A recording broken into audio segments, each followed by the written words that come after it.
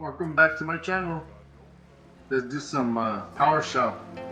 Trying to get some PowerShell scripts and some help for the help desk and the junior techs out there, mid-level. Just sharing my skills. So I'm going to start out with some test connection. Test your connection on your computer, on your DCs, on servers. Make sure they're up.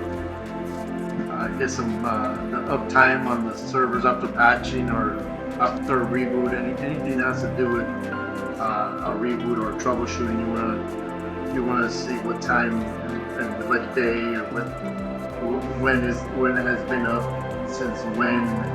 Just in case if you get tasked with getting that information. Also, how to log into servers and or domains through PowerShell. Coming out the command line. That way you don't have to physically log into it and check anything you have to work on, especially after patching. How to get the hotfixes really quick in a couple commands.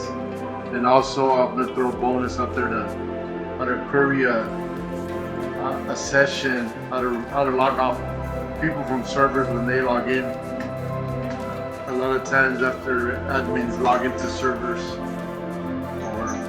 or data, or anybody that logs in and forgets to log out or just closes the session without properly logging out, their login session stays in, and you got to remove them because they can get locked out or it's just takes resources from the server.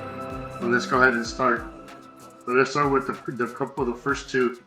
The testing the connection on the server is easy. So I'm on my VM right now. We're gonna, of course, I have a domain, a DC, and a client. I have my server, my Active Directory server, and also just acting as a domain controller. So this is a lab domain, of course. So let's start out with the connection.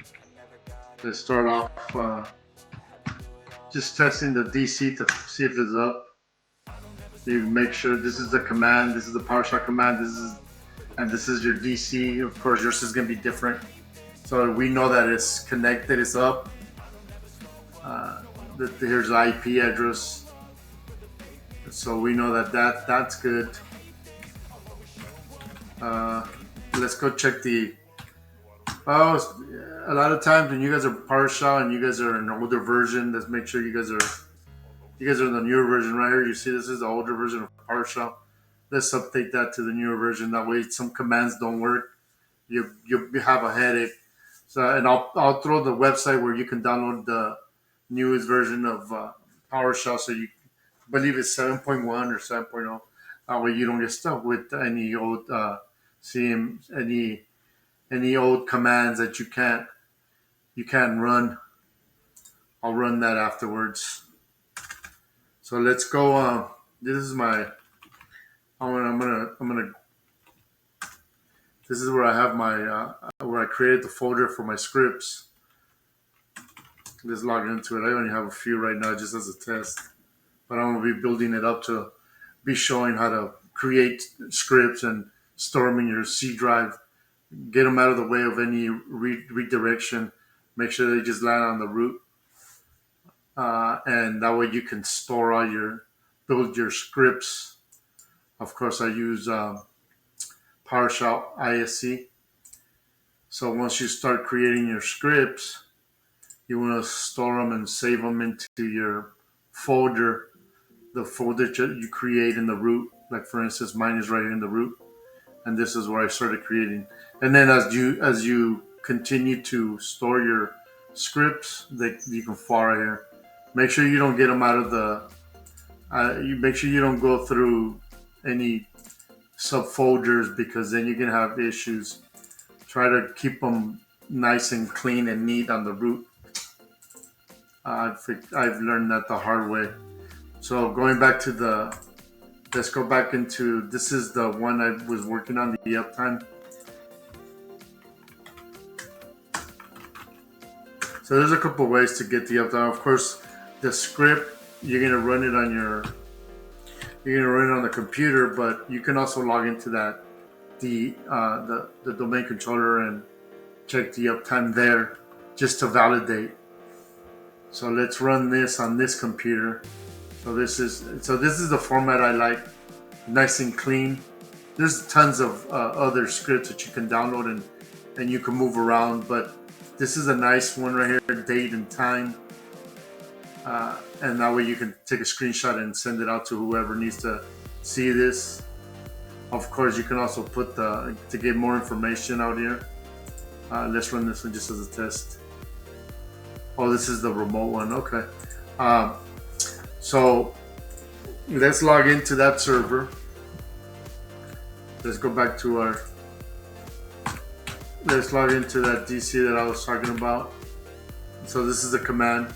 So we're gonna hit this one now, entering a different remote server through PowerShell by this command. Of course, you can RDP, you can PuTTY, there's multiple ways to log into that server to check, to validate. But the quickest way is going to be PowerShell. You're never gonna this would never fail on you. It doesn't store a user profile. It doesn't.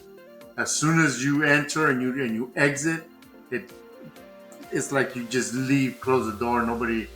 There's no files, no temp files that are left on that server. So let's log in. Let's get busy. So we're gonna log into this server right here that I have right here. We're gonna log into this server. This is my domain controller where I have Active Directory.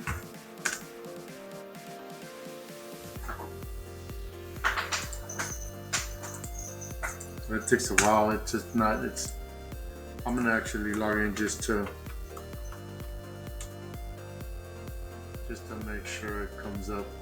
I did do a reboot earlier. Well, you'll see the command. It should be really quick as soon as the server boots up. Yeah, it's still going through the. So there we go. So we're logged in again. We're logged in now. So if you notice, if you see here in brackets DC1, so I'm logged into the server, and now I want to make sure I see the uptime.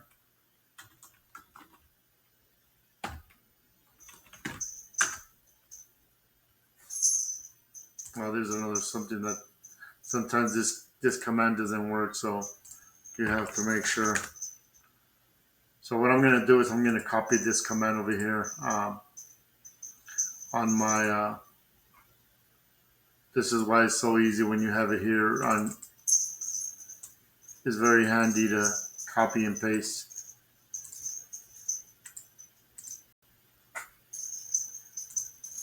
So since I'm still logged in here,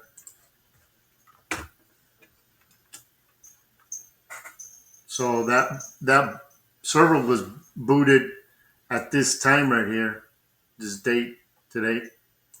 You can take a snapshot and send it out. Now after patching, if they want to make sure they get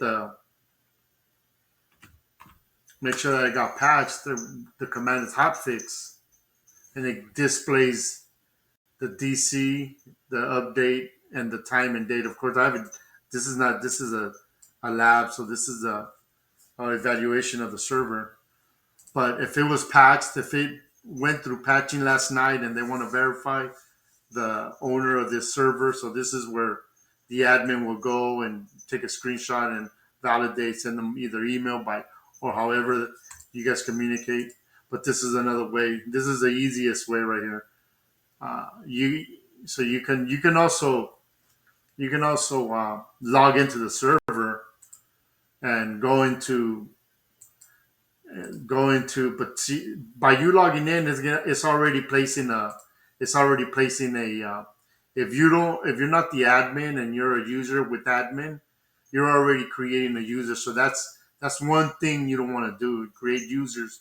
Then it's just going to build up more mess. And that's why I suggest to always just use PowerShell is the best tool for techs out there, for mid-level help desks, system admins. So this is what we would check our another way to check the uptime on the actual server once you log into it. If you log into it, if you want to take that route uh, through the task manager, I'm going to show you right now.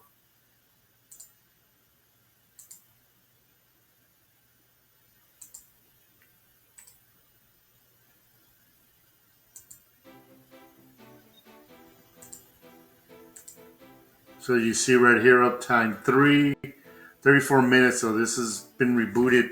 I rebooted it earlier. So it would show you right here or the uptime. This is another way. This is a long way. And also, if you wanted to restart services, we'd do it through PowerShell. But going back to the commands here. So let me show you guys the bonus here. So we did the test connection, the uptime via script or via the command line. We entered the DC with this command. We saw the hotfix, and this is the very last one where this is the helpful one. Query out a session on the server. This is what I mean by your user profile doesn't get stored in the server when you're on PowerShell remotely. And versus when you log in, you can see right here the administrator, it already logged in. And as you see right here, my login is not here, right? Because I was never logged in through Windows, so it doesn't get logged in. But for example, let's go in here. We're still on this server. So let's clear our screen. And we're almost ending this because I've only got a couple to share, but I'm building more to keep on going. So let's do query session, and we're gonna see who's logged into that server. So that server has the administrator logged in. It's not showing my account, and I'm a client. See, I'm logged in through this computer right now. I'm logged in through this computer, and the server, you have the admin logged in. So if somebody in your team, somebody in your organization reaches out to you and says they forgot to log off, or they need to log off because the server is locking them out, this is how you would log them out. The command is log off, and the ID, it will show the ID. Like for example, the administrator is logged in, so let's log him out because they requested it, right? So it could be a different name here. Whoever has admin access, you can log them out. You don't need. So let's go back and see. As you can see, he's logged out now. There's nobody there. And if we go back into our Windows, he's out. So this is the proper way, easiest way. In a minute, you can log people out. You can share. You can check on the hot fixes after the patching. You can check uptime after patching. You can check to see the connection's up or not. So these are a couple, just a couple of them, a couple of processes that you need as a tech to be successful as an admin, as a help desk support, mid-level, senior level. And this URL is the bonus. So you can, I'm going to share it on the video. I'll put a link to it. So you can download the latest PowerShell 7.0. I'll share it. I've already downloaded it. I have it right here. This is the newest one right here. And let's check we can check the version right here.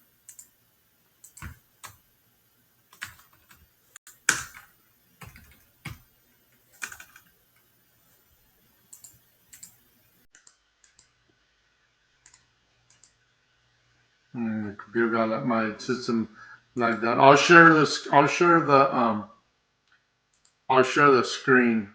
I'll share that URL so you guys can copy it and download it. Okay. Hopefully you guys like this, and I'm gonna work on my. How to share videos so I can keep on sharing little shortcuts and support for all the new techs out there that are growing. They're growing their skills. Have fun, and hopefully you guys enjoy this video.